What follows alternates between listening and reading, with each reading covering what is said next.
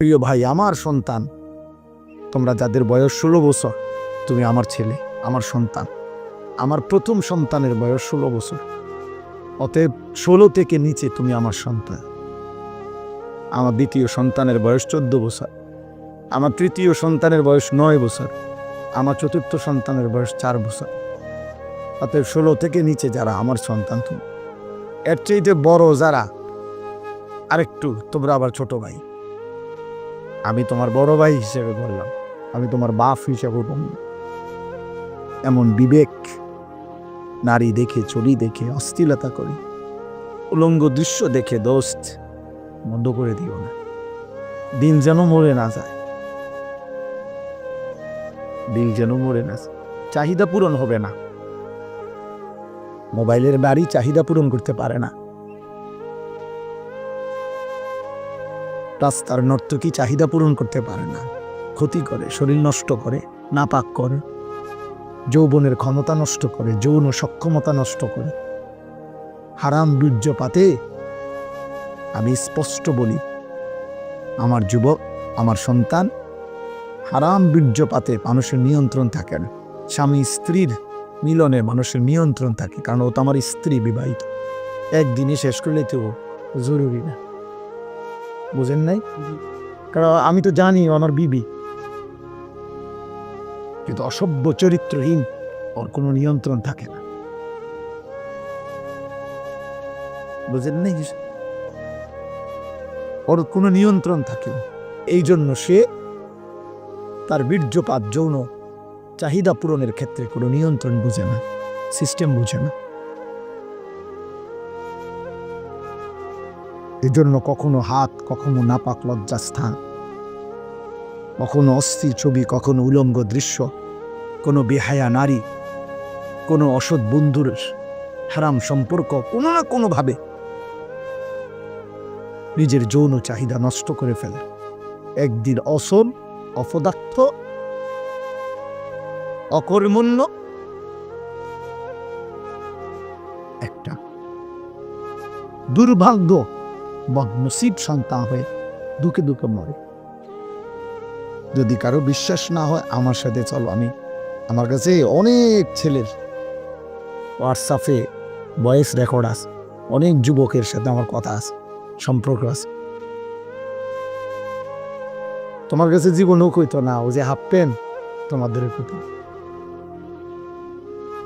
গুনাহরে শেষ করে গেছে। উলঙ্গ ছবি দেখতে দেখতে, নর্তকী দেখতে দেখতে, হারাম দৃশ্য দেখতে দেখতে, বাহ্যিকভাবে দেখতে তো মনে হয় চুল আশ্রাইছে, প্যান্ট কিনছে, পাউডার লাগাইছে, কথাবার্তা কইতেছে, হাসতেছে, কিন্তু শারীরিক সক্ষমতা নাই, অচল হয়ে গেছে, অপদার্থ হয়ে গেছে। দুঃখে দুঃখে মরবে, দুঃখে দুঃখে মরছে। আল্লাহর কসম, রব্বে কাবার কসম করে বল, আমি তোমার বাপ, তুই আমার সন্তান হয়ে বল।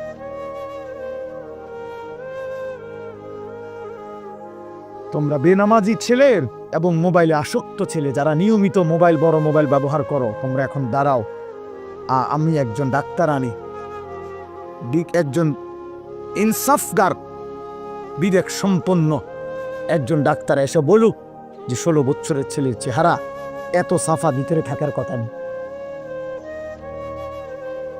18 বছরের কোনো ছেলের চেহারা এত শুকনা, এত দুর্বল হওয়ার কথা না, বুঝেন না? এমনি কথাটা চলেন আমি দেখাই, তোমরা দাঁড়াও। আলহামদুলিল্লাহ, আমি আমার বিষয়ের উপরে সারাদিন রাত কাজ করি। এই কিশোর নওজোয়ান মিয়া আমার দিবা নিশির মেহনত, শুধু ওয়াজ করি এটা না, দিবা নিশি মেহনত করি, ফিকির করি আর কি করা যায়। এই জন্য তুমি বলো, চলো আমরা দেখাই। গুনার থেকে পবিত্র, মোবাইলে আসক্ত না, নারী দেখে না, ছবি দেখে না, উলঙ্গ দৃশ্য দেখে না, 5 ওয়াক্ত নামাজ পড়ে, আল্লাহর কসম। চলো আমরা এমন 100 যুবক, এমন 100 কিশোর, তাকেও এক পাশে দাঁড় করাই, তোমারও এক পাশে দাঁড় করাই। এরম 100 দুই দিকে একজন ডাক্তার এসে চিকিৎসা করুক, দেখুক, উনি বলুক উনি বলে দিবে ওয়েট। প্রত্যেক ডাক্তার মাফে না, ডাক্তাররা বয়স জিগা, ডাক্তাররা ওয়েট মাফে, ওজন কত বলে। চলো, অনেক শিশু বিশেষজ্ঞ ডাক্তারের প্রেসক্রিপশনের পিছনে লেখা আছে কত মাসে কতটুকু ওজন থাকা উচিত, এখান দিয়ে লেখা থাকে বয়সের হারে ওজন কি, নাহলে ওজন মাফে কেন? অধিকাংশ ডাক্তারদের চেম্বারে ঢুকলেই কি আছে, ওয়েট মাফার কি আছে, মেশিন আছে।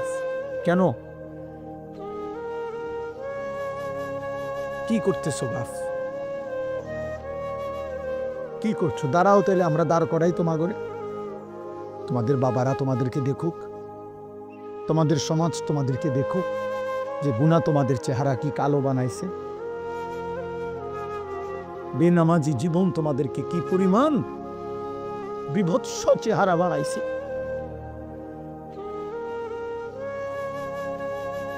কারে দেখো আব্বা? মোবাইলে কার ছবি দেখো? তোমার মা? ওই নারী তোমার মা?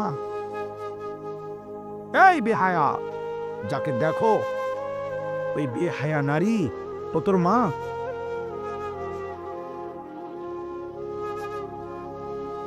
একটা অসভ্য যুবক কল্পনা করে না ফরমান, তোর মাকে যদি কেউ এমন দেখে,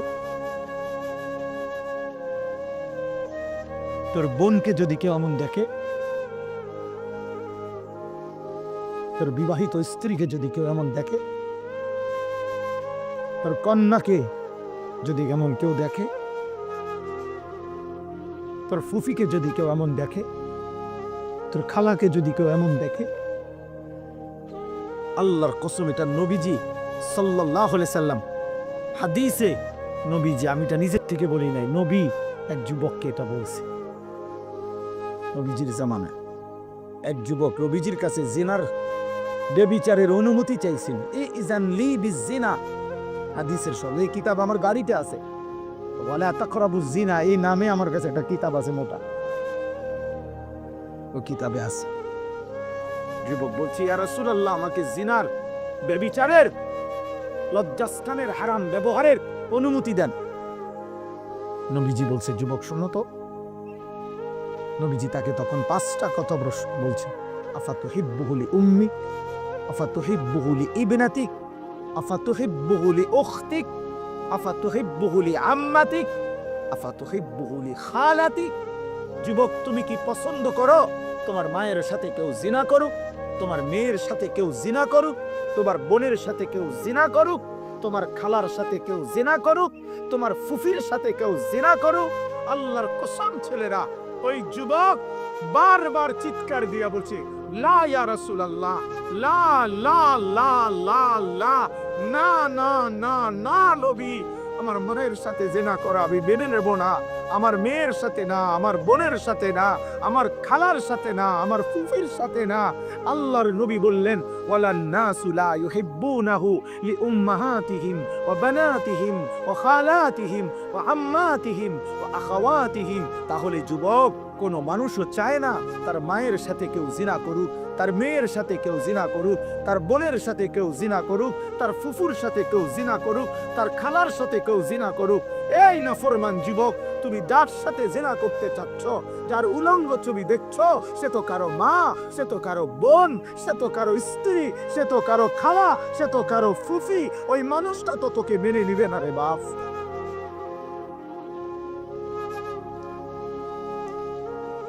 তুই কার মা দেখোস?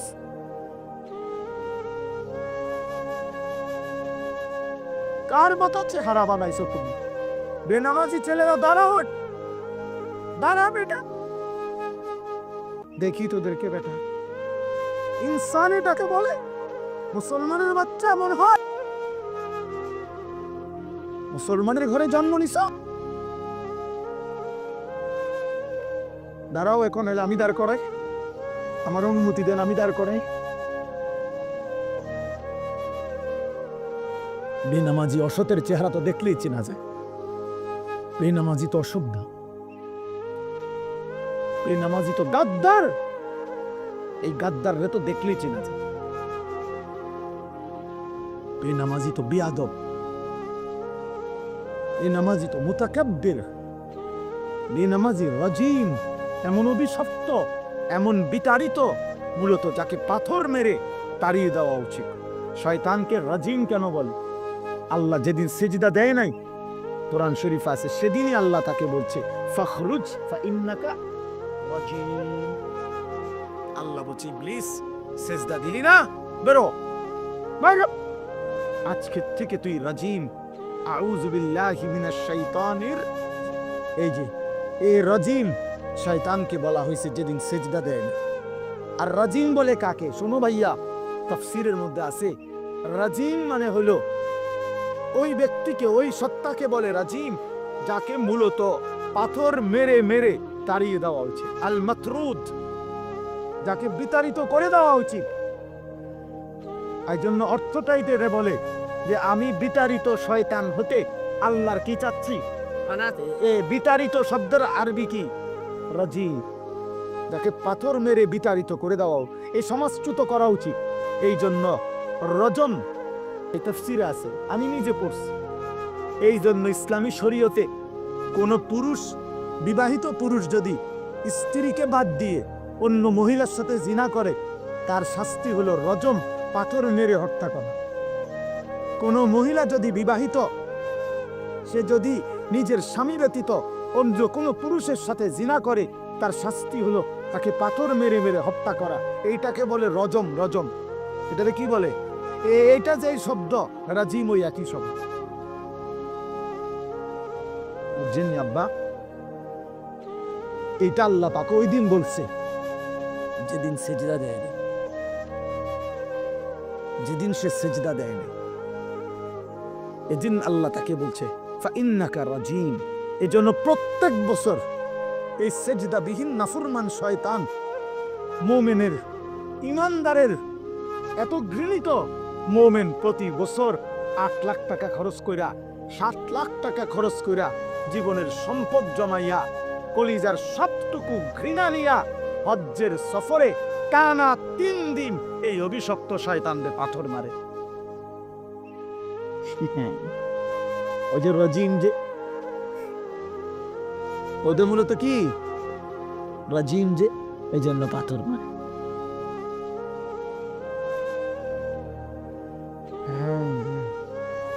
এই জন্য মূলত তো বেবিচারী পুরুষ নারী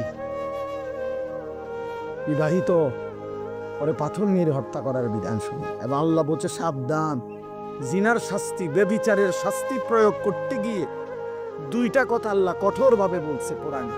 1 নাম্বার হলো ওয়ালা তাখুজকুম বিহিমা রাফাতুন ফি দীনিল্লাহ। আল্লাহ বলছে সাবধান, বেবিচারের শাস্তি প্রয়োগ করতে গিয়ে তোমাদের কারো অন্তরে যেন কোনো দয়া, মায়া, অনুকম্পা না আসে। আহালাত দেখাইও না, আহালাত দেখাইও না, অসভ্য ফুতরে ঠিক করো আগে, এনে ফেক নাই দেখাইও। আল্লাহ নিজে বলছে আমি আরহামুর রাহিমিন, আমি বলছি শাস্তি দিতে। আমার নবী রাহমাতুল্লিল আলামিন, নবীজি রাহমাতুল্লিল আলামিন কিনা? কথা বলে না কেন? সেই নবী সাল্লাল্লাহু আলাইহি সাল্লাম তার হায়াতে মদিনার জমিনে তিনি নিজ অনুমতিতে সাহাবায়ে কেরামের মাধ্যমে ব্যভিচারী পুরুষকে পাথর মারাইয়া হত্যা করাইছেন, ব্যভিচারী নারীকে পাথর মারিয়ে হত্যা করেছেন, মাইজ ইবনে মালিক আসলামীকে পাথর মেরে হত্যা করাইছেন, গামেদিয়া গোত্রের একজন নারীকে, ইমরাআতে গামেদিয়াকে পাথর মেরে হত্যা করাইছেন। আবু বকর সিদ্দিক ওনার খেলাফত আমলে এই রজম, পাথর মারার শাস্তি কার্যকর করেছেন। ওমরে ফারুক কার্যকর করেছেন, ওসমানের জামানায় কার্যকর করেছেন, আলীর জামানায় আলী কার্যকর করেছেন। তুমি বুঝো আব্বা?